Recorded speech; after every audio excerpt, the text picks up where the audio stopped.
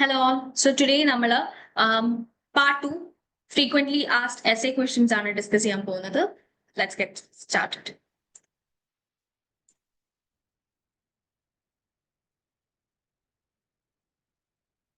Okay. So the first question is the factors affecting equilibrium price. So what is equilibrium price and how is it determined? So എങ്ങനെയാണ് equilibrium price determine ചെയ്യുന്നത്? എന്താണ് equilibrium price? So the equilibrium price is the price at which the quantity demanded equals the quantity supplied. It is determined by the intersection of the demand and supply curves. So equilibrium price എന്ന് പറയുന്നത് quantity demanded quantity supplied equal ആകുന്ന അല്ലെങ്കിൽ same ആകുന്ന point ആണ് equilibrium price എന്ന് പറയുന്നത്. And demand and supply curves ന്റെ ഇന്റർസെക്ഷനിലാണ് നമ്മൾ equilibrium price determine ചെയ്യുന്നത്. Then how do changes in demand affects the equilibrium price? Demandil വരുന്ന changes എങ്ങനെയാണ് equilibrium price നെ affect ചെയ്യുന്നത്? So increase in demand leads to a higher equilibrium price while a decrease in demand leads to a lower equilibrium price. So demandil വരുന്ന demand കൂടുന്നത് അനുസരിച്ചിട്ട് equilibrium price കൂടുന്നു while demand കുറയുന്നതിനനുസരിച്ചിട്ട് equilibrium price കുറയുന്നു. So ഡിമാൻഡും equilibrium പ്രൈസും തമ്മിൽ directly proportional ആണ്. How do changes in supply influence equilibrium price? സപ്ലൈയിൽ വരുന്ന ചേഞ്ചസ് എങ്ങനെയാണ് ഇക്വിലിബ്രിയം പ്രൈസിനെ ഇൻഫ്ലുവൻസ് ചെയ്യുന്നത്?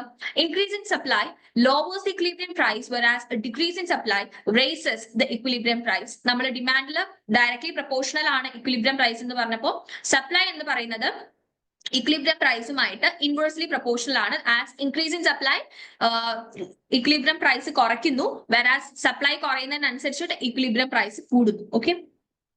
How do government interventions like taxes or subsidies affects the equilibrium price? Government interventions എങ്ങനെയാണ് equilibrium പ്രൈസുകളെ എഫക്ട് ചെയ്യുന്നത്? That is taxesകളും സബ്സിഡീസും വഴി എങ്ങനെയാണ് equilibrium പ്രൈസിനെ ബാധിക്കുന്നത്? Taxes reduces the supply leading to higher prices while subsidies increases the supplies lowering the prices. നമ്മൾ tax കൊടുക്കുന്നതിലൂടെ tax വരുന്നതിലൂടെ supply കുറയുന്നു. അങ്ങനെ supply കുറയുമ്പോൾ price കൂടുന്നു. സബ്സിഡീസ് വരുന്നതനുസരിച്ചിട്ട് സബ്സിഡീസ് സപ്ലൈ കൂട്ടുന്ന ഒന്നാണ്, അതുവഴി പ്രൈസ് കുറയുന്നു. Okay. So supply and the price have an inverse relationship. So tax supply കുറയ്ക്കുന്നു, അതുവഴി പ്രൈസ് കൂട്ടുന്നു. സബ്സിഡീസ് സപ്ലൈ കൂട്ടുന്നു, അതുവഴി പ്രൈസ് കുറയ്ക്കുന്നു. Okay.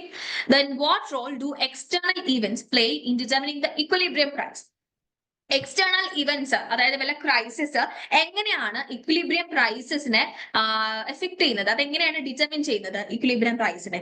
So external events like natural disasters or geopolitical tensions can disrupt the supply chain causing price volatility. നമ്മുടെ supply ചെയിനിനെ external events disrupt ചെയ്യുന്നു, അതുവഴി പ്രൈസ് വൊളറ്റൈൽ ആയിട്ട് മാറുന്നു. Okay. So in conclusion we can say that equilibrium price reflects the market's balance between supply and demand. Variations in either demand or supply as well as external factors can shift this balance, causing changes in the equilibrium price. Okay. So next is financial leverage. So what is financial leverage? Financial leverage refers to the use of debt in a company's capital structure to amplify returns on equity. നമ്മുടെ return കൂട്ടാൻ വേണ്ടിയിട്ട് കമ്പനിയുടെ capital സ്ട്രക്ചറിൽ ഡെപ്റ്റിന്റെ usage കൂട്ടുന്നതാണ് financial leverage എന്ന് പറയുന്നത്. How is financial leverage measured? അങ്ങനെയെങ്കിൽ എങ്ങനെയാണ് നമ്മൾ ഈ ഫൈനാൻഷ്യൽ ലെവറേജിനെ മെഷർ ചെയ്യുന്നത്? It is commonly measured using ഡെപ്റ്റ് equity ratio or ഡെപ്റ്റ് to assets ratio. ഡെപ്റ്റ് to equity ratio അഥവാ ഡെപ്റ്റ് ടു അസറ്റ്സ് റേഷ്യോ വഴിയാണ് നമ്മൾ ഫൈനാൻഷ്യൽ ലെവറേജിനെ മെഷർ ചെയ്യുന്നത്. What are the advantage of using financial leverage? ഇനി financial leverage use ചെയ്യുന്നതിന്റെ advantage എന്താണ്? Leverages can increase returns when used effectively as the cost of debt is often lower than the return on investment. നമ്മൾ leverages നമ്മുടെ effective ആയിട്ട് use ചെയ്യുകയാണെന്നുണ്ടെങ്കിൽ leverage നമ്മുടെ return increase ചെയ്യാൻ help ചെയ്യുന്നു. കാരണം കോസ്റ്റ് ഓഫ് ഡെപ്റ്റ് എന്ന് പറയുന്നത് റിട്ടേൺ ഓൺ ഇൻവെസ്റ്റ്മെന്റിനെക്കാട്ടിലും കുറവാണ് കോസ്റ്റ് ഓഫ് ഡെപ്റ്റ് എന്ന് പറയുന്നത്. So when it is used effectively നമുക്ക് റിട്ടേൺ കൂട്ടാൻ പറ്റും financial ലെവറേജിൽ. What are the risks associated with high financial leverage? എന്നാൽ നമ്മൾ ഫൈനാൻഷ്യൽ ലെവറേജ് ഒരു കമ്പനിയിൽ കൂട്ടുകയാണെങ്കിൽ അതുവഴി വരുന്ന റിസ്കുകൾ എന്തൊക്കെയാണ്? High leverage increases the risk of financial distress as companies must meet fixed ഡെപ്റ്റ് obligations especially in periods of low profitability. So leverage നമ്മൾ ഇൻക്രീസ് ചെയ്യുന്ന സമയത്ത് ഫൈനാൻഷ്യൽ ഡിസ്ട്രസ് കൂടുകയാണ്. കാരണം കമ്പനിക്ക് പ്രോഫിറ്റ് കുറവായിട്ടുള്ള ഒരു പീരീഡിൽ പോലും ഈ ഫിക്സഡ് ആയി വരുന്ന ഡെപ്റ്റ് ഒബ്ലിഗേഷൻസ് മീറ്റ് ചെയ്തേ പറ്റുള്ളൂ. So higher financial leverage leads to a financial distress. Okay. Then provide an example. Calculation of the financial leverage ratio. നമുക്ക് financial leverage ratio യുടെ ഒരു example ആണ് calculation.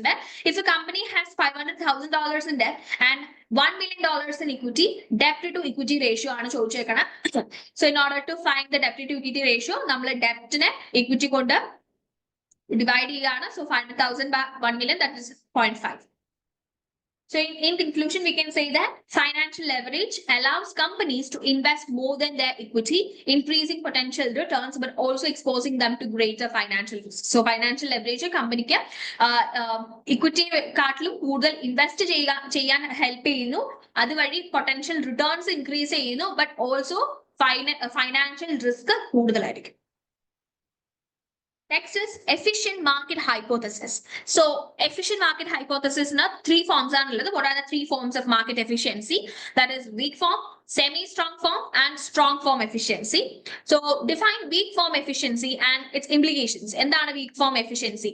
Weak form efficiency suggests that all past prices and market data are fully reflected in current prices, meaning technical analysis cannot consistently achieve superior returns. So weak form efficiency എന്ന് പറയുന്നത് past prices market ഡേറ്റാസും എല്ലാം current stock പ്രൈസിൽ reflect ചെയ്തിട്ടുണ്ടാകും. അതുവഴി technical analysis cannot superior returns നമുക്ക് consistent ആയിട്ട് achieve ചെയ്യാൻ technical അനാലിസിസിന് പറ്റില്ല. Then define semi-strong form efficiency and its implications. Semi-strong form efficiency in the പറയുന്നത് implies that all publicly available information, including financial reports and news, is reflected in the stock prices, meaning fundamental analysis is ineffective or outperforming the market. Semi-strong efficiency stock price എല്ലാ publicly available ആയിട്ടുള്ള ഇൻഫർമേഷൻസും included ആണ്. So it means that fundamental analysis എന്ന് പറയുന്നത് മാർക്കറ്റിൽ ഔട്ട്പെർഫോം ചെയ്യാൻ ineffective ആയിട്ട് മാറുന്നു. Then define strong form efficiency and its implications. Strong form efficiency എന്താണ്? It asserts that all information, both public and private, is reflected in the stock prices, implying that even insider information cannot be used to achieve consistent outperformance. So strong form efficiency പറയുന്നത് both public information and private information stock price affect ചെയ്യുന്നു. Then consistent ആയിട്ടുള്ള outperformance in information, that is insider informations we cannot be used. Then which form of efficiency is commonly seen in developed markets? Developed markets നമ്മൾ കൂടുതലായും കണ്ടുവരുന്നത് ഏത് form of efficiency ആണ്? So developed markets typically exhibit a semi-strong form efficiency ആണ് കാണപ്പെടുന്നത്. Okay. So conclusion is the efficient market hypothesis suggests that it is impossible to consistently outperform the market because prices always reflects all available information in varying degrees. So this is about efficient market hypothesis. So next is convertible and redeemable bond theory. What is convertible bond and what makes it unique? എന്താണ് convertible bond എന്ന് പറയുന്നത്? A convertible bond allows the holder to convert the bond into a predetermined number of shares of the issuing company. Issue ചെയ്യുന്ന കമ്പനിയുടെ shares ആക്കിയിട്ട് പിന്നീട് മാറ്റാൻ പറ്റുന്ന ബോണ്ടുകളാണ് convertible bond എന്ന് പറയുന്നത്. ബോണ്ട് ഹോൾഡേഴ്സിന് ബോണ്ടിനെ പിന്നീട് ഷെയർസ് ആയിട്ട് മാറ്റാൻ പറ്റും. This provides potential upside if the company's stocks performs well. ഇപ്പോ in case കമ്പനിയുടെ സ്റ്റോക്ക് നല്ല രീതിയിൽ കമ്പനിയുടെ സ്റ്റോക്ക് പെർഫോം ചെയ്യുന്നു എന്നുണ്ടെങ്കിൽ ബോണ്ട് ഹോൾഡേഴ്സിന് അവർ ഹോൾഡ് ചെയ്യുന്ന ബോണ്ടിനെ ഷെയർസ് ആക്കി മാറ്റാൻ പറ്റും. Okay. What distinguishes a redeemable bond from other bonds? എന്താണ് redeemable bondും മറ്റു ബോണ്ടുകളും തമ്മിലുള്ള വ്യത്യാസം? Redeemable bond allows the issuer to buy back the bond before its maturity date, often at a premium. So redeemable bondകളുടെ പ്രത്യേകത ഇഷ്യൂവർക്ക് ആ bond തിരിച്ചു വാങ്ങിക്കാൻ പറ്റും before maturity ഡേറ്റിന് മുന്നേ തന്നെ ഓഫൺ പ്രീമിയം കൊടുത്ത ആ ബോണ്ട് മെച്യൂരിറ്റി ഡേറ്റിന് മുന്നേ തന്നെ ഇഷ്യൂവർക്ക് തിരിച്ചു വാങ്ങാൻ പറ്റും. That is the feature of redeemable bond. Okay. Why might a company issue convertible bonds instead of equity? Equity ക്ക് പകരം എന്തിനായിരിക്കാം ഒരു കമ്പനി അല്ലെങ്കിൽ convertible bonds issue ചെയ്യുന്നത്? Convertible bonds allows the company to raise capital without immediately diluting the equity. നമ്മുടെ equity dilute ചെയ്യാതെ തന്നെ കമ്പനിക്ക് capital raise ചെയ്യാനുള്ള ഒരു വഴിയാണ് ഈ കൺവേർട്ടബിൾ ബോൺസ് എന്ന് പറയുന്നത്. So they offer a lower interest rate compared to traditional ഡെപ്റ്റ്. ട്രഡീഷണൽ ഡെപ്റ്റിനെ നോക്കുന്ന സമയത്ത് കൺവേർട്ടബിൾ ബോണ്ടുകളുടെ ഇൻട്രസ്റ്റ് റേറ്റ് കുറവാണ്. What are the risks to investors in redeemable bonds? Redeemable bondsകളിൽ ഇൻവെസ്റ്റേഴ്സിന് വരുന്ന റിസ്ക് എന്താണ്? Redeemable bonds can be called back by the issuer, leading to reinvestment risk if interest rates decline. So redeemable ബോണ്ടുകൾ ഇഷ്യൂവർക്ക് തിരിച്ച് buyback ചെയ്യാൻ പറ്റുന്നത് കൊണ്ട് തന്നെ reinvestment risk ഉണ്ടാവാനുള്ള possibility കൂടുതലാണ് ഇഫ് ഇൻട്രസ്റ്റ് റേറ്റ് കുറയുകയാണെങ്കിൽ. Provide a real world scenario involving both bond types. രണ്ട് ബോണ്ടുകളുടെയും ഒരു കമ്പൈൻ ചെയ്ത് ഒരു സെനേറിയോ തരാനാണ് പറയുന്നത്. So the scenario is a tech startup might issue convertible bonds to raise capital without diluting ownership, while a government might issue redeemable bonds to manage its debt. So ഒരു startup company convertible bonds issue ചെയ്യുകയാണ്. എന്തിനാണ്? Ownership dilute ചെയ്യാതെ തന്നെ capital raise ചെയ്യാൻ വേണ്ടിയിട്ട്. And four redeemable ബോൺസിന്റെ ഒരു case എന്ന് പറയുന്നത് ഗവൺമെന്റ് അവരുടെ ഡെപ്റ്റ് മാനേജ് ചെയ്യാൻ വേണ്ടിയിട്ട് redeemable bonds issue ചെയ്യുന്നു. Okay. So conclusion, convertible bonds offer potential equity upside, while redeemable bonds provide issuers with the option to repurchase debt early, each serving different financial strategies. Okay. Then FIFO and LIFO concepts. What are FIFO and LIFO inventory valuation methods? And then FIFO and LIFO. So FIFO, that is first in, first out, assumes that the first goods purchased are the first to be sold. First ഫിഫോയിൽ പറയുന്നത് ആദ്യം വാങ്ങിച്ച goods ആയിരിക്കണം നമ്മൾ ആദ്യം വിൽക്കേണ്ടത്. While LIFO എന്താ പറയുന്നത്? Last in first out. Assume the most recent goods purchase are the first to be sold. ഏറ്റവും പുതുതായി വാങ്ങിച്ചിട്ടുള്ള ഗുഡ്സ് ആയിരിക്കണം നമ്മൾ ആദ്യം വിറ്റ് തീർക്കേണ്ടത്. How does FIFO affects the financial statements during inflation? ഇൻഫ്ലേഷന്റെ സമയത്ത് FIFO എങ്ങനെയാണ് ഫൈനാൻഷ്യൽ സ്റ്റേറ്റ്മെന്റ്സുകളെ എഫക്ട് ചെയ്യുന്നത്? FIFO results in lower cost of goods sold and higher profits as older, cheaper inventory is sold first. So FIFO use ചെയ്യുന്നത് വഴി cost of goods sold കുറയ്ക്കാൻ പറ്റുന്നു. Because നമ്മൾ ആദ്യം വാങ്ങിച്ച ഗുഡ്സ് ആണല്ലോ നമ്മൾ വിൽക്കുന്നത്. സോ അതിന്റെ പ്രൈസ് ഇൻഫ്ലേഷൻ പീരീഡിൽ നോക്കുമ്പോൾ അതിന്റെ പ്രൈസ് വളരെ ചീപ്പാണ്. അതുവഴി കോസ്റ്റ് ഓഫ് ഗുഡ്സ് സോൾഡ് നമുക്ക് കുറയ്ക്കാൻ പറ്റുന്നു. അങ്ങനെ പ്രോഫിറ്റ് കൂടുന്നു. സോ അതാണ് നമ്മൾ ഫൈനാൻഷ്യൽ സ്റ്റേറ്റ്മെന്റ്സിൽ ഉണ്ടാകുന്ന എഫക്ട് ഇൻഫ്ലേഷൻ പീരീഡിൽ ഫിഫോ യൂസ് ചെയ്താൽ. How does LIFO impact companies tax liability during inflation? എന്നാൽ ലിഫോ എങ്ങനെയാണ് കമ്പനിയുടെ ടാക്സ് ലയബിലിറ്റിയിൽ എഫക്ട് ചെയ്യുന്നത് ഇൻഫ്ലേഷൻ പീരീഡിൽ? ഓക്കെ, ടാക്സ് ലയബിലിറ്റി എങ്ങനെ എഫക്ട് ചെയ്യുന്നു എന്നാണ്. LIFO increases the cost of goods sold and reduces the taxable income, lowering the taxes. നമ്മൾ LIFO method ആണ് ഇൻഫ്ലേഷനിൽ ഉപയോഗിക്കുന്നതെന്നുണ്ടെങ്കിൽ കോസ്റ്റ് ഓഫ് ഗുഡ്സ് സോൾഡ് കൂട്ടുന്നു. അതുവഴി ടാക്സബിൾ ഇൻകം കുറയുന്നു. നമ്മുടെ കോസ്റ്റ് ഓഫ് ഗുഡ്സ് സോൾഡ് കൂടുന്ന സമയത്ത് പ്രോഫിറ്റ് ഒബ്വിയസ്ലി കുറയാണ്. So taxable income is now lower. അതുവഴി നമുക്ക് ടാക്സ് കുറച്ചടച്ചാൽ മതി. Okay. Why might a company prefer FIFO for financial reporting? Financial റിപ്പോർട്ടിങ്ങിനായിട്ട് എന്തുകൊണ്ടായിരിക്കണം ഒരു കമ്പനി ഫിഫോ ഉപയോഗിക്കുന്നത്?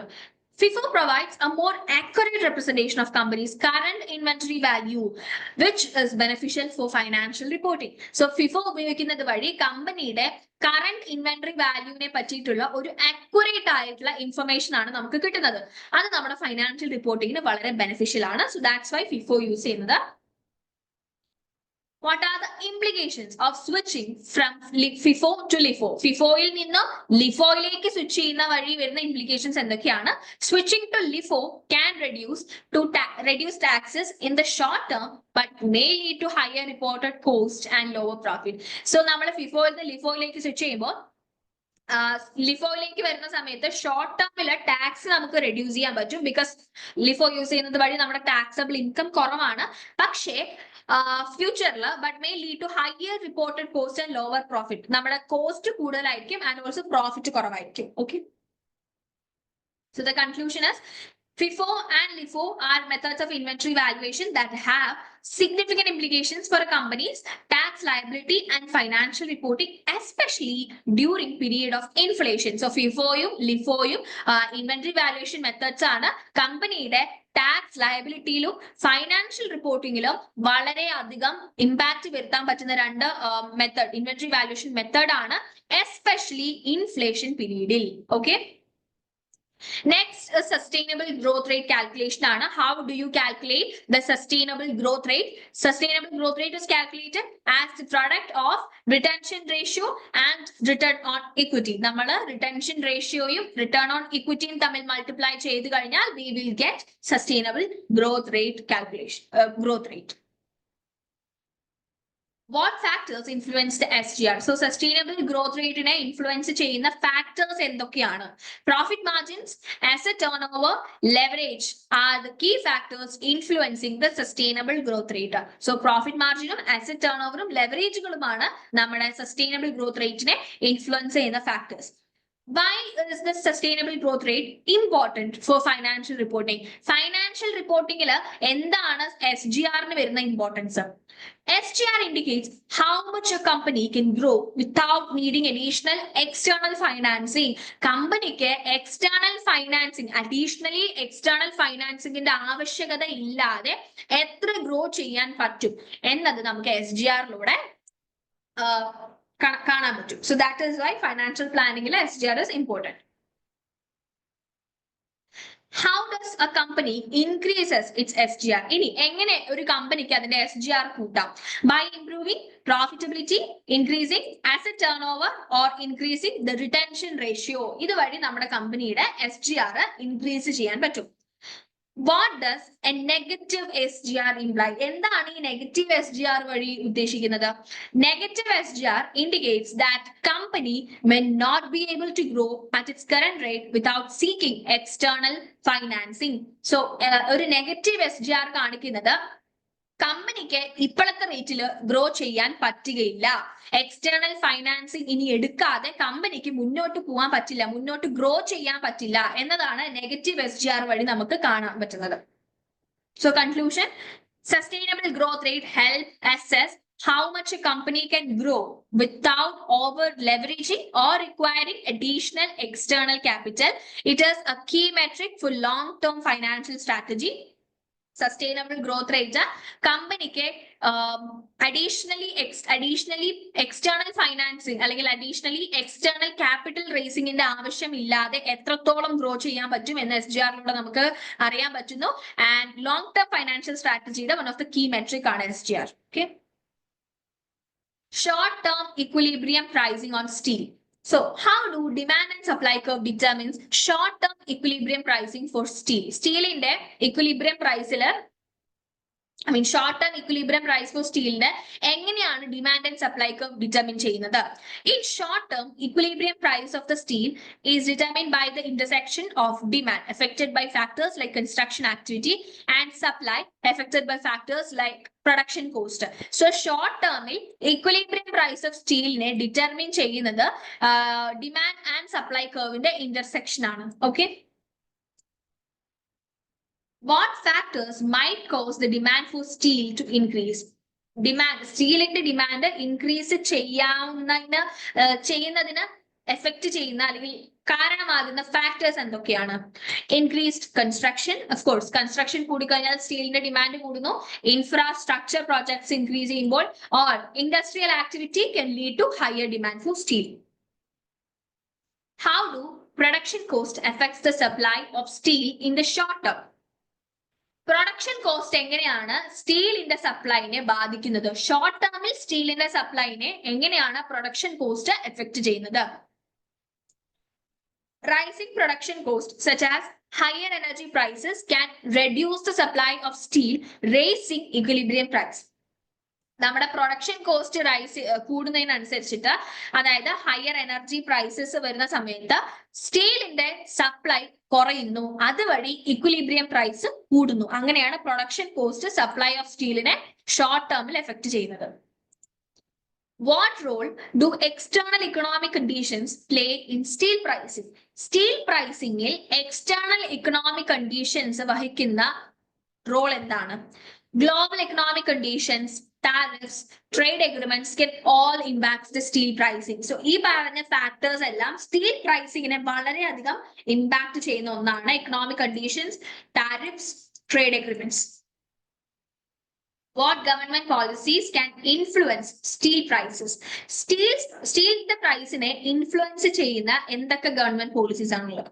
Tariffs, subsidies, or trade restrictions can affect both supply and demand, altering the equilibrium price. So steel in the price ne affect ചെയ്യുന്ന government പോളിസിയാണ് താരിഫുകൾ, സബ്സിഡികൾ, അതല്ലാന്നുണ്ടെങ്കിൽ trade restrictions. അത് സപ്ലൈയെയും ഡിമാൻഡിനെയും effect ചെയ്യുന്നു, അതുവഴി ഇക്വിലിബ്രിയം പ്രൈസസിനെ ഓൾട്ടർ ചെയ്യുന്നു. Okay, so in conclusion we can say that short term equilibrium pricing for steel is influenced by supply and demand factors, with external economic conditions and government policies playing significant role. So steel in the short term equilibrium price ne influence ചെയ്യുന്നത് supply and demand factors ആണ്. അതോടൊപ്പം തന്നെ external economic conditions government policies നും ഒരു വലിയ പങ്കുണ്ട്. അടുത്തത് effects of issuing bonds on working capital. നമ്മൾ ബോണ്ട് ഇഷ്യൂ ചെയ്യുന്നത് എങ്ങനെ വർക്കിംഗ് ക്യാപിറ്റലിനെ എഫക്ട് ചെയ്തു? How does issuing bonds impact companies working capital?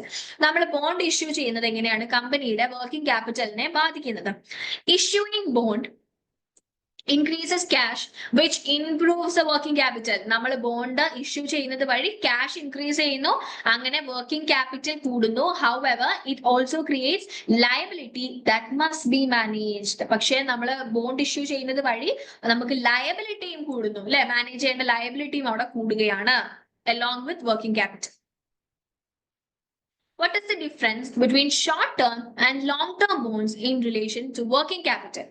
Short-term long-term ബോണ്ടുകളുടെ ഡിഫറൻസ് എന്താണ്? വർക്കിംഗ് ക്യാപിറ്റലുമായിട്ട് റിലേറ്റ് ചെയ്ത് ഷോർട്ട്-ടേം ആൻഡ് ലോങ്-ടേം ബോണ്ടുകളുടെ ഡിഫറൻസ് എന്താണ്? Short-term bonds affects working capital more significantly in the immediate term, while long-term bonds have a delayed effect.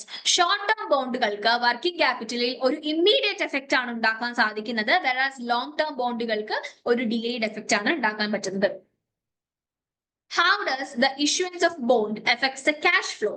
Bond issuance എങ്ങനെയാണ് cash flowനെ affect ചെയ്യുന്നത്?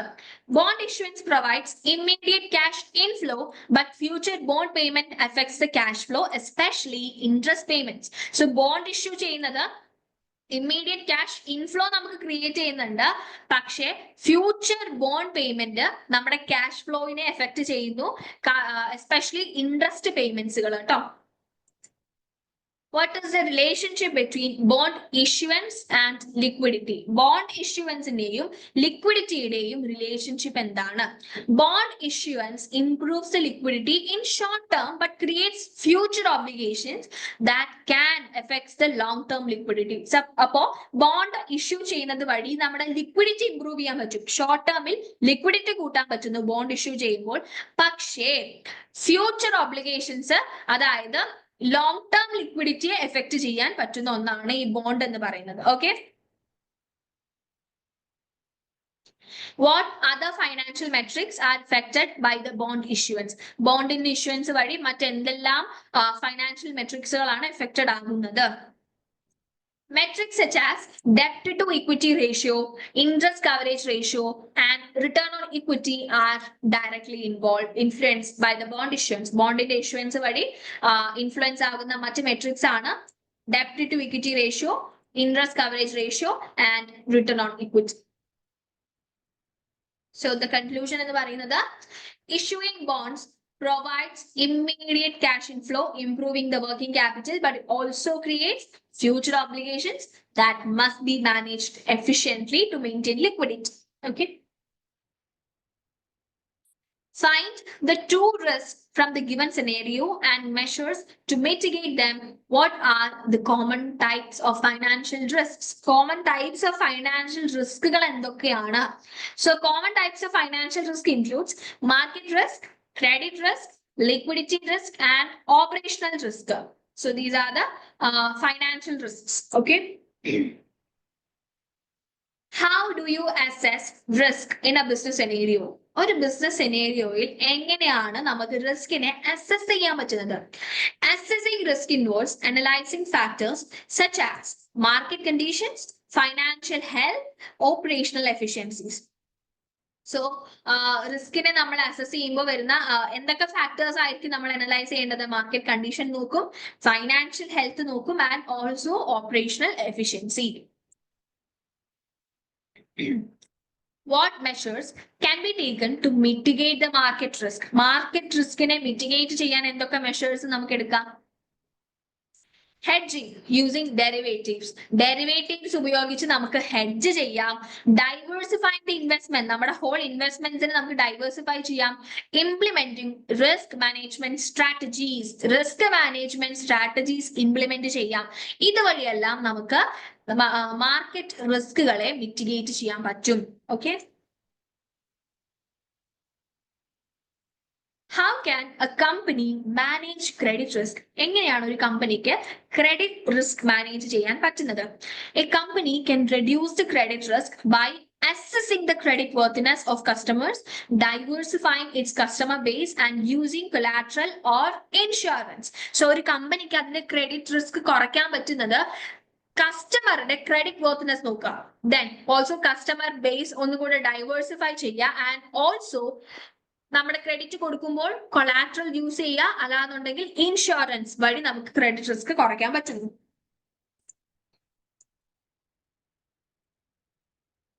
What roles does insurance play in risk management?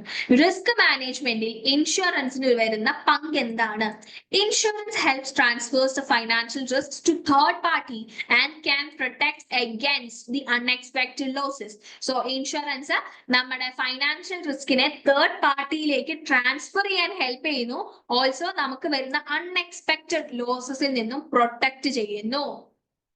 The conclusion എന്ന് പറയുന്നത്, to mitigate risk, business must identify potential threats like market fluctuations or credit defaults and apply strategies such as diversification, hedging, and proper risk assessment techniques.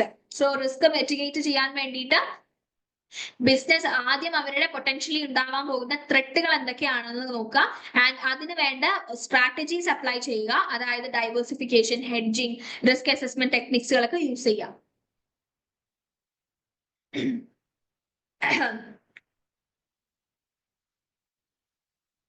Okay, so weak form of efficiency endana? Weak form of efficiency, stock prices reflects all past trading informations, meaning technical analysis cannot provide an edge, so which is already discussed.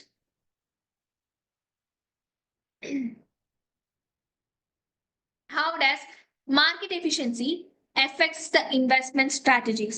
എങ്ങനെയാണ് market എഫിഷ്യൻസിക്ക് investment സ്ട്രാറ്റജികളെ effect ചെയ്യാൻ പറ്റുന്നത്?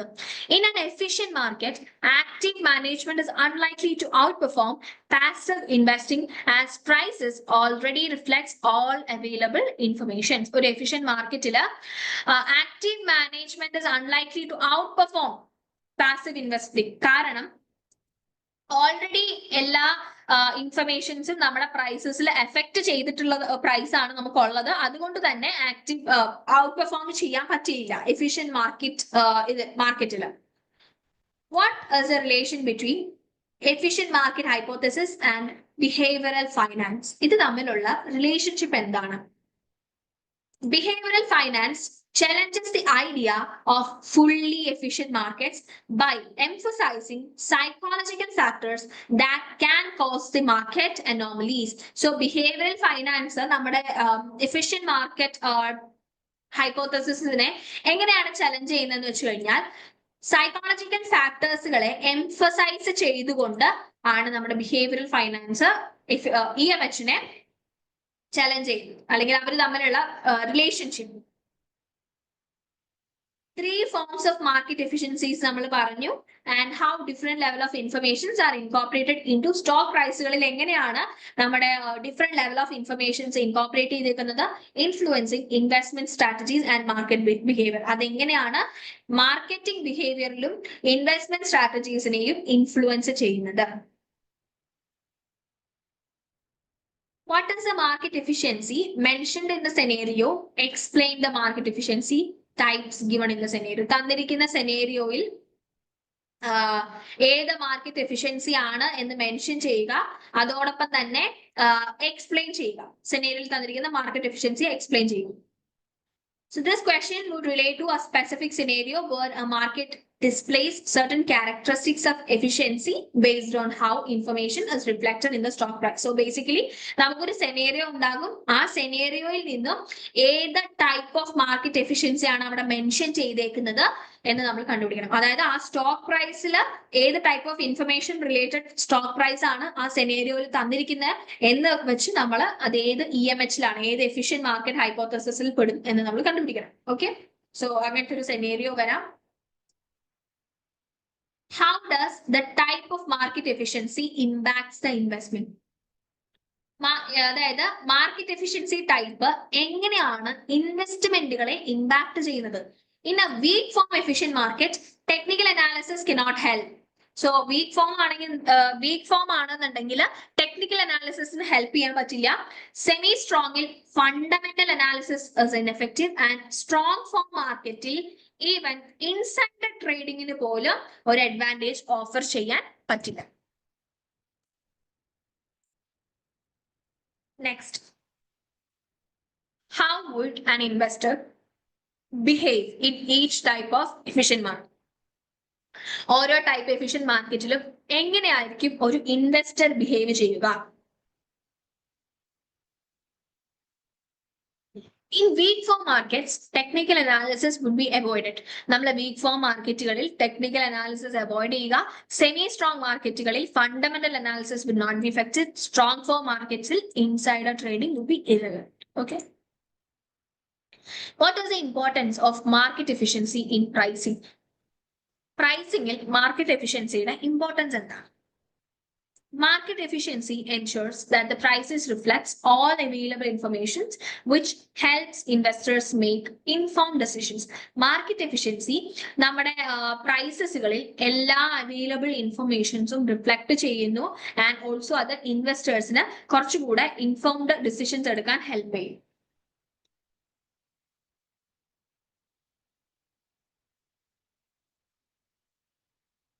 What factors can lead to inefficiencies in the market? എന്തൊക്കെ factors ആണ് മാർക്കറ്റിൽ ഇൻഎഫിഷ്യൻസീസിന് lead ചെയ്യുന്നത്? Factors such as psychological biases, irrational behavior, and inadequate information can lead to market inefficiencies. So market inefficiencies-ന് കാരണമാകുന്നത് psychological biasകൾ, irrational ആയിട്ടുള്ള behaviorകൾ, and also inadequate ആയി വരുന്ന informations. So understanding the type of market efficiency is really crucial as it defines the investment strategies investors can apply to achieve returns. Appo market efficiency വളരെ market efficiencyകളെ പറ്റിയിട്ടുള്ള മനസ്സിലാക്കുക എന്നുള്ളത് വളരെ crucial ആണ്. കാരണം returns achieve ചെയ്യാൻ വേണ്ടിയിട്ട് ഓരോ ഇൻവെസ്റ്റേഴ്സിനും ഏത് ഇൻവെസ്റ്റ്മെന്റ് സ്ട്രാറ്റജി ആണ് തിരഞ്ഞെടുക്കേണ്ടതെന്നുള്ളതിന് ഈ മാർക്കറ്റ് എഫിഷ്യൻസി അത് എഫക്ട് ചെയ്യുന്ന ഒന്നാണ്. So it is really crucial to understand what is the market efficiency is. Calculate the financial leverage ratio after issuing bonds. So bond issue ചെയ്തതിന് ശേഷം വരുന്ന ഫൈനാൻഷ്യൽ ലെവറേജ് റേഷ്യോയുടെ calculation വരാം. So what is financial leverage ratio which is already we discussed. How do you calculate debt to equity ratio? നമ്മൾ പറഞ്ഞു debt to equity ratio ആണെങ്കിൽ debt to equity is divided by total debt.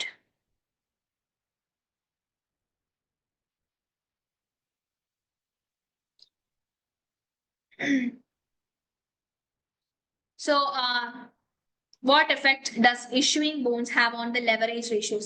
Leverage ratioകളിൽ ബോണ്ടുകൾക്ക് ഉണ്ടാകുന്ന effect എന്താണ്? Bond increase ചെയ്യുന്നതിനനുസരിച്ചിട്ട് total bond issue ചെയ്യുന്നതിനനുസരിച്ചിട്ട് total ഡെപ്റ്റ് increase ചെയ്യുന്നു, which raises debt to equity ratio and amplifies the company's leverage. So bond issue ചെയ്യുമ്പോൾ ഡെപ്റ്റ് കൂടുന്നു, അതുവഴി ഡെപ്റ്റ് to equity ratio കൂടുന്നു, അത് കമ്പനിയുടെ ലിവറേജിനെ കൂട്ടുന്നു. How does higher leverage affects a company's risk profile? കമ്പനിയുടെ റിസ്ക് പ്രൊഫൈലിനെ എഫക്ട് ചെയ്യുന്നത് എങ്ങനെയാണ്? ഹയർ ലിവറേജ് കമ്പനിയുടെ റിസ്ക് പ്രൊഫൈലിനെ എങ്ങനെയാണ് എഫക്ട് ചെയ്യുന്നത്? ഹയർ ലെവറേജ് എന്ന് പറഞ്ഞാൽ we know that financial leverage is making use of debt more than equity, അല്ലെ? So leverage increase ചെയ്യുന്നതിനനുസരിച്ചിട്ട് financial risk കൂടുകയാണ്, because company is making use of debt now. As company becomes more reliant on debt to finance operations, അവരുടെ financial purpose they are using debt. So financial risk കൂടുതലായിരിക്കും. How can a company manage its leverage ratio? എങ്ങനെ ഒരു കമ്പനിക്ക് അവരുടെ leverage ratios manage ചെയ്യാൻ പറ്റും?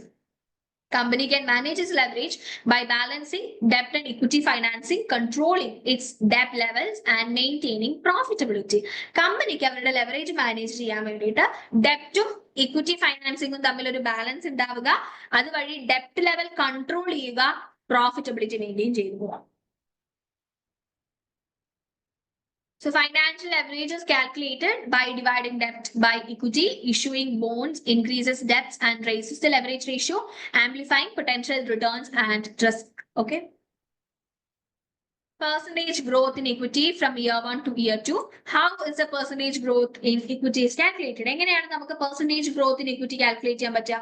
Percentage growth in equity is calculated as the difference between ending equity and beginning equity divided by beginning equity multiplied by 100. So percentage growth ആണ് നമ്മൾ ending equity beginning equity കൂടി ആദ്യം subtract ചെയ്യുക, അതിനെ നമ്മൾ beginning equity വെച്ച് divide ചെയ്യുക, then പെർസെന്റേജിലേക്ക് മാറ്റാൻ 100 വെച്ച് മൾട്ടിപ്ലൈ ചെയ്യാം. What factors influence the growth of equity? ഇക്വിറ്റിയുടെ ഗ്രോത്തിനെ ഇൻഫ്ലുവൻസ് ചെയ്യുന്ന ഘടകങ്ങൾ ഫാക്ടേഴ്സ് എന്തൊക്കെയാണ്? Factors such as retained earnings, new investments, then change in the assets value influence the equity growth. Equity growth influence ചെയ്യുന്ന ഫാക്ടേഴ്സ് ആണ് retained earnings, പുതിയ ഇൻവെസ്റ്റ്മെന്റുകൾ, then change in the asset value. Why is understanding equity growth important for investors? ഇൻവെസ്റ്റേഴ്സിന് എന്തുകൊണ്ടാണ് equity ഗ്രോത്തിന്റെ understanding, അതായത് equity എങ്ങനെയാണ് grow ചെയ്യുന്നത് അതിനെ പറ്റിയിട്ടുള്ള ഒരു അണ്ടർസ്റ്റാൻഡിങ് ഇമ്പോർട്ടന്റ് ആയിട്ടുള്ളത് എന്തുകൊണ്ടാണ്? ഇൻവെസ്റ്റേഴ്സ് എന്തുകൊണ്ടാണ് അത് മനസ്സിലാക്കിയിരിക്കണം പറയുന്നത്? Equity growth reflects company's ability to generate profits and increase the shareholder value, which is critical for investment decisions. So equity growth കമ്പനിക്ക് പ്രോഫിറ്റ് ഉണ്ടാക്കാനുള്ള എബിലിറ്റി എത്രത്തോളമാണ് എന്ന് മനസ്സിലാക്കാൻ സാധിക്കുന്നു, ആൻഡ് ഷെയർ ഹോൾഡേഴ്സിന്റെ വാല്യൂ അതുവഴി ഇൻക്രീസ് ചെയ്യുന്നു. അതുകൊണ്ട് തന്നെ ഇൻവെസ്റ്റ്മെന്റ് ഡിസിഷനിൽ വളരെ ഇമ്പോർട്ടന്റ് അല്ലെങ്കിൽ ക്രിട്ടിക്കൽ ആയിട്ടുള്ള ഒരു ഫാക്ടറാണ്.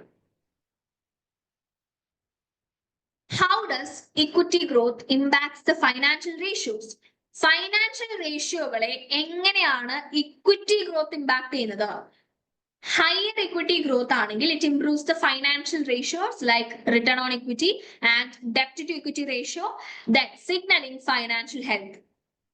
So higher ആയിട്ടുള്ള ഒരു ഇക്വിറ്റി ഗ്രോത്ത് എന്ന് പറയുന്നത് ഫൈനാൻഷ്യൽ റേഷ്യോസ് ആയ റിട്ടേൺ ഓൺ ഇക്വിറ്റിയെയും ഡെപ്റ്റ് ടു ഇക്വിറ്റി റേഷ്യോ ഇൻക്രീസ് ചെയ്യുന്നു, ഇംപ്രൂവ് ചെയ്യുന്നു. അത് നല്ലൊരു ഫൈനാൻഷ്യൽ ഹെൽത്തിനെ കാണിക്കുന്നതാണ്. What happens if equity growth is negative? ഇനി ഇക്വിറ്റി ഗ്രോത്ത് നെഗറ്റീവ് ആണെങ്കിൽ എന്താണ് സംഭവിക്കുക? Negative equity growth can indicate losses. നമുക്ക് നഷ്ടം വന്നു എന്നുള്ള സൂചനയാണ് നെഗറ്റീവ് ആയിട്ടുള്ള equity growth. Then poor performance or increase in liabilities which may signal financial distress. അപ്പോ നെഗറ്റീവ് ഗ്രോത്തിന് ഇക്വിറ്റി ഗ്രോത്ത് നമ്മുടെ പുവർ പെർഫോമൻസ്, നമ്മുടെ ലയബിലിറ്റിയിൽ വരുന്ന വർധനവ്, നമ്മുടെ നഷ്ടത്തിനെ കാണിക്കുന്ന ഒന്നാണ്. അതുവഴി നമ്മുടെ ഫൈനാൻഷ്യൽ ഡിസ്ട്രെസ്സിന് സൂചനയാണ് ഈ ഇക്വിറ്റി നെഗറ്റീവ് ഇക്വിറ്റി ഗ്രോത്ത് എന്ന് പറയുന്നത്.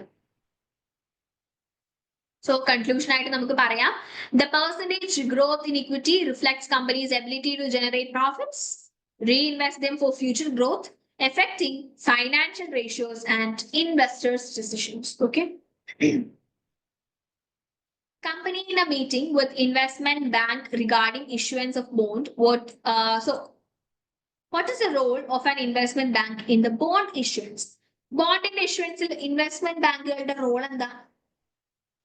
Investment bank helps structure the bond issuance, sets the terms and the markets the bonds and market the bonds to investors. So investment ബാങ്കുകൾ ബോണ്ട് ഇഷ്യൂൻസിന്റെ ഒരു സ്ട്രക്ചറിനെ ഹെൽപ്പ് ചെയ്യുന്നു, അവരുടെ ടേംസ് സെറ്റ് ചെയ്യാൻ വേണ്ടി help ചെയ്യുന്നു, and also ബോണ്ടുകൾക്ക് ഒരു മാർക്കറ്റ്, ഇൻവെസ്റ്റേഴ്സിന് ബോണ്ടുകൾക്ക് ഒരു market സൃഷ്ടിച്ചു കൊടുക്കാൻ നമ്മുടെ ഇൻവെസ്റ്റ്മെന്റ് ബാങ്കുകൾക്ക് പറ്റും. Is the credit rating determined by the investment bank? Investment ബാങ്കുകളാണോ നമ്മുടെ ക്രെഡിറ്റ് റേറ്റിംഗ് തീരുമാനിക്കുന്നത്? നോ, ഇൻവെസ്റ്റ്മെന്റ് ബാങ്കുകളല്ല. Credit rating is determined by independent rating agencies. ഒരു ഇൻഡിപെൻഡന്റ് ആയിട്ടുള്ള റേറ്റിംഗ് ഏജൻസീസുകളാണ് നമ്മുടെ ക്രെഡിറ്റ് റേറ്റിംഗ് ചെയ്യുന്നത്. So the investment bank may work with those agencies. Investment ബാങ്കുകൾക്ക് ആ ഏജൻസിയുമായിട്ട് വേണമെങ്കിൽ വർക്ക് ചെയ്യാം. Okay, how does an investment bank assist in pricing the bond? ബോണ്ടുകളുടെ പ്രൈസിംഗിൽ എങ്ങനെയാണ് ഇൻവെസ്റ്റ്മെന്റ് ബാങ്കുകൾ അസിസ്റ്റ് ചെയ്യുന്നത്? Investment bank uses its expertise to assess market conditions and set an appropriate interest rate for the bond.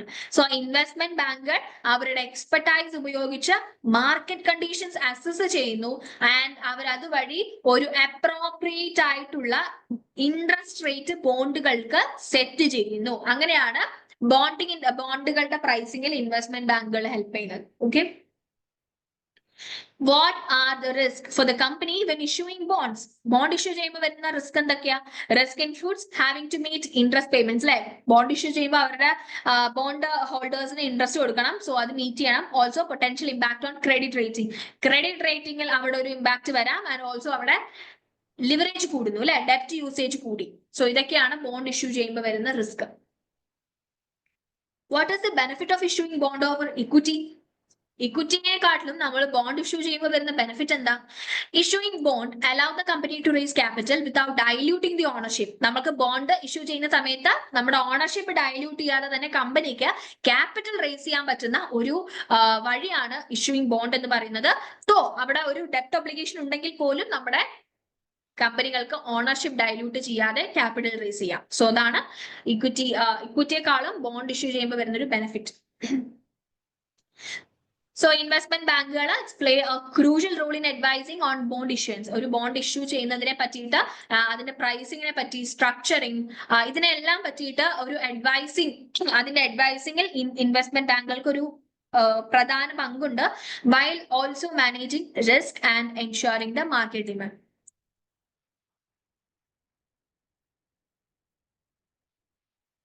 Okay,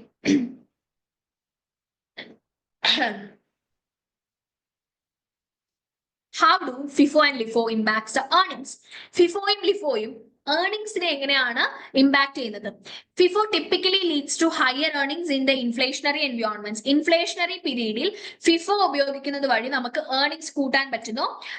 കാരണം നമ്മുടെ lower cost inventory ആണല്ലോ നമ്മൾ വിറ്റ് പോകുന്നത്. So cost of goods sold നമുക്ക് അതുവഴി കുറയ്ക്കാൻ സാധിക്കുന്നു. അങ്ങനെ പ്രോഫിറ്റ് കൂടുന്നു. അപ്പൊ ഏർണിംഗ്സ് കൂടുതലാക്കി കാണിക്കാൻ പറ്റും ഇൻഫ്ലേഷൻ പീരീഡിൽ FIFO ഉപയോഗിച്ചു കഴിഞ്ഞാൽ. whereas LIFO നമ്മൾ ഉപയോഗിച്ചു കഴിഞ്ഞാൽ it results in lower earnings because നമുക്ക് അവിടെ കോസ്റ്റ് ഓഫ് ഗുഡ്സ് സോൾഡ് കൂടുതലാണ്, അല്ലെ. ഇപ്പൊ ഇൻഫ്ലേഷൻ പീരീഡിലുള്ള ഗുഡ്സിന്റെ റേറ്റ് ഓഫ് കോഴ്സ് കൂടുതലായിരിക്കും. So cost of goods sold എന്ന് പറയുന്നത് കൂടുതലാണ്, അതുവഴി പ്രോഫിറ്റ് കുറയുന്നു. സോ LIFO ആണ് ഇൻഫ്ലേഷൻ പീരീഡിൽ ഉപയോഗിക്കുന്നതെന്നുണ്ടെങ്കിൽ ഏർണിംഗ്സ് നമുക്ക് കുറവായിരിക്കും. ഇനി എങ്ങനെയാണ് how does LIFO affects the balance sheet? Balance ഷീറ്റിനെ എങ്ങനെയാണ് LIFO എഫക്ട് ചെയ്യുന്നത്? LIFO reduces book value of inventory. ഇൻവെന്ററിയുടെ ബുക്ക് വാല്യൂ കുറയ്ക്കുകയാണ് LIFO ചെയ്യുന്നത്, as it reflects the most recent higher cost. കാരണം LIFO എന്ന് പറയുന്നത് ഏറ്റവും മോസ്റ്റ് റീസെന്റ് ആയിട്ടുള്ള ഹയർ കോസ്റ്റുകളാണ് കാണിക്കുന്നത്, അതുവഴി ബുക്ക് വാല്യൂ ഓഫ് ഇൻവെന്ററി കുറയ്ക്കുന്നു. പൊട്ടൻഷ്യലി അസറ്റ് വാല്യൂവിനെ നമ്മൾ അണ്ടർ സ്റ്റേറ്റ് ചെയ്യുകയാണ് ചെയ്യുന്നത്.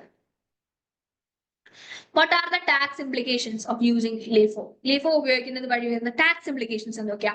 LIFO reduces taxable income അല്ലെ, നമ്മുടെ ഇൻഫ്ലേഷൻ പീരീഡിലെ ടാക്സബിൾ ഇൻകം കുറയ്ക്കുന്നു. അതുകൊണ്ട് തന്നെ നമ്മുടെ ടാക്സ് സേവിങ്സ് അല്ലെ, നമുക്ക് കൂടുതൽ ടാക്സബിൾ ഇൻകം കുറവാണ്, അതുകൊണ്ട് നമ്മൾ പേ ചെയ്യേണ്ട ടാക്സ് കുറവാണ്. ഷോർട്ട് ടേമിൽ നമ്മുടെ ടാക്സ് സേവിങ്സിന് നമ്മുടെ LIFO ഹെൽപ്പ് ചെയ്യുന്നു.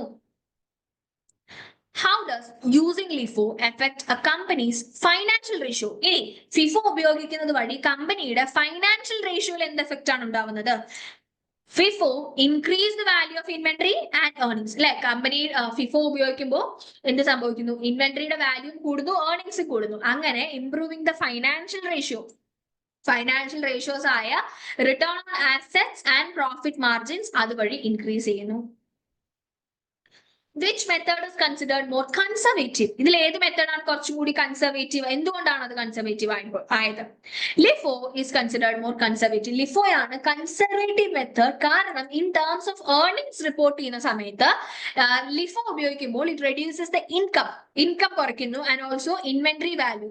അതുകൊണ്ട് തന്നെ ഇൻഫ്ലേഷണറി പീരീഡിൽ കുറച്ചും കൂടെ കൺസർവേറ്റീവ് ആയിട്ടുള്ളത് ലിഫോയുടെ യൂസേജ് ആണ്.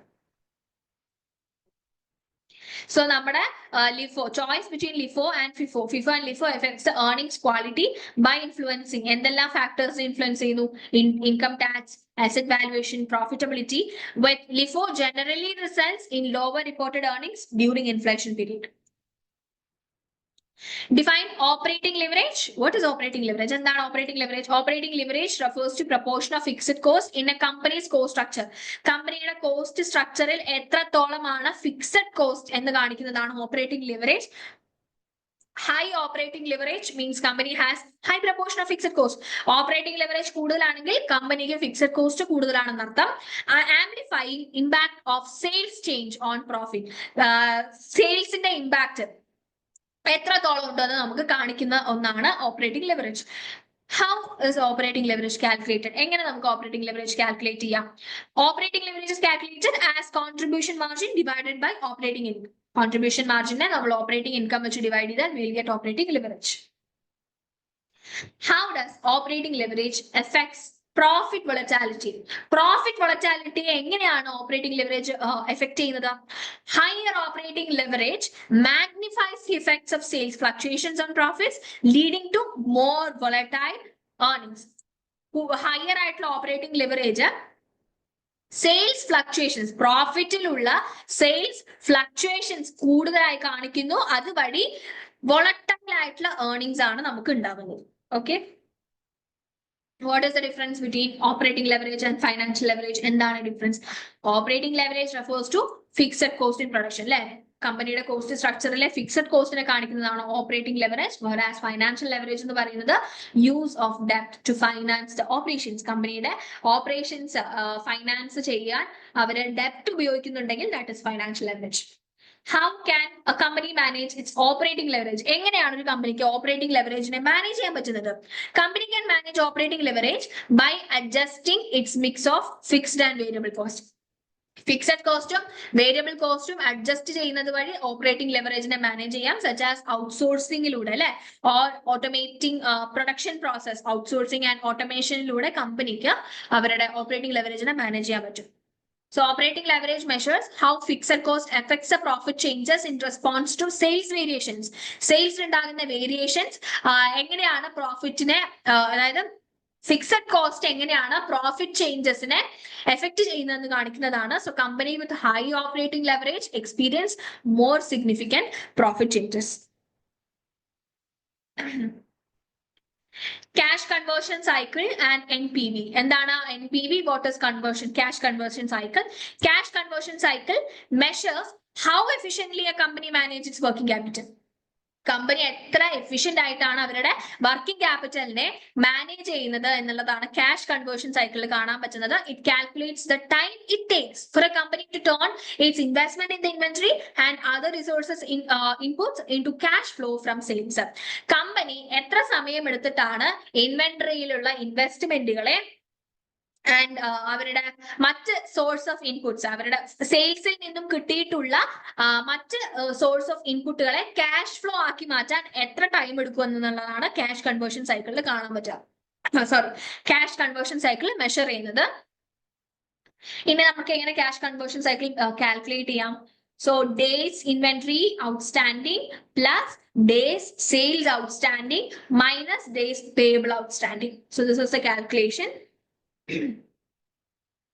What is NPV? Net present value and the NPV is the financial metric that evaluates the profitability of a project by comparing the present value of cash inflows to the present value of cash outflows.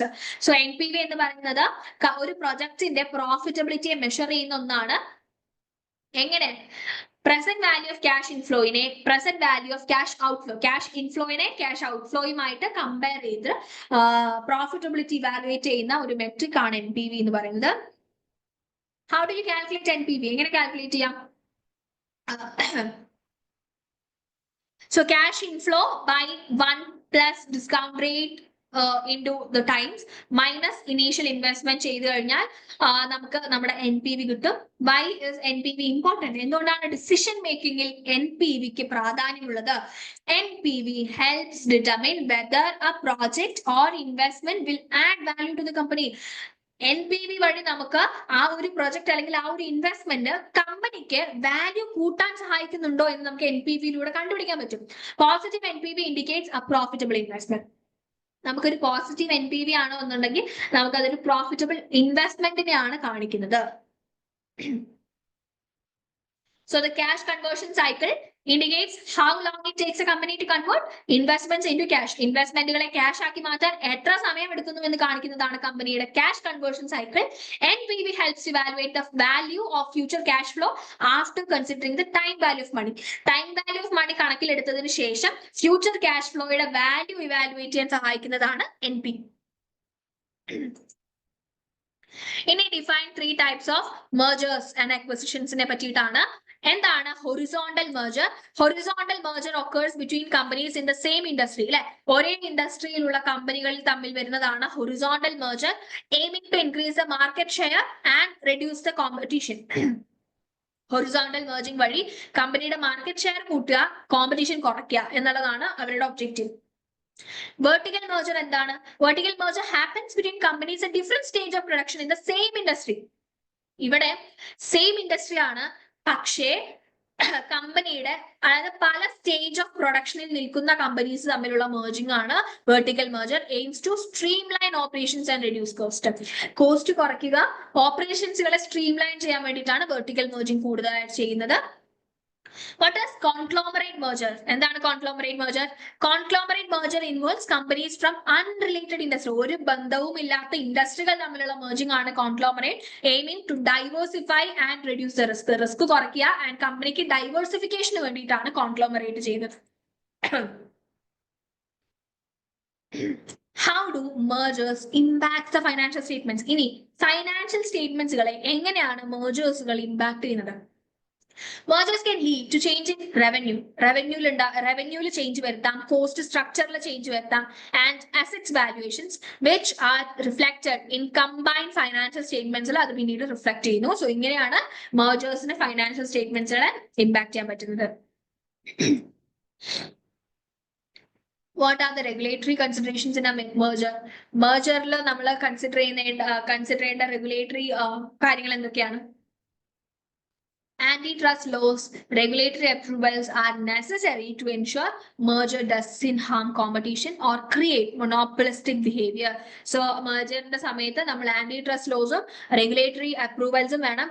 എന്തിനാണ്? Merger കോമ്പറ്റീഷന് ഒരു തരത്തിലുള്ള harmful ആവുന്നില്ല and also അവിടെ ഒരു മോണോപ്പൊളിസ്റ്റിക് behaviour ഉണ്ടാക്കുന്നില്ല എന്ന് ഉറപ്പുവരുത്താൻ വേണ്ടിയിട്ടാണ്. So in conclusion, നമുക്ക് പറയാം mergers and acquisitions comes in different forms ആണ്, horizontal, vertical and conglomerate, and all with distinct strategic പലതിനും പല strategic goals ആണ്. They can impact the financial structure നെ അവർക്ക് impact ചെയ്യാൻ പറ്റും, efficiency impact ചെയ്യാൻ പറ്റും, also market competitiveness of the companies involved. Next is calculate market to book ratio. എന്താണ് market to book ratio? Market to book ratio compares company's market value to its book value. കമ്പനിയുടെ market വാല്യൂവിനെ book വാല്യൂമായിട്ട് comparing എന്നാണ് market to book ratio എന്ന് പറയുന്നത്. It reflects how much investors are willing to pay for a company's equity relative to its book value.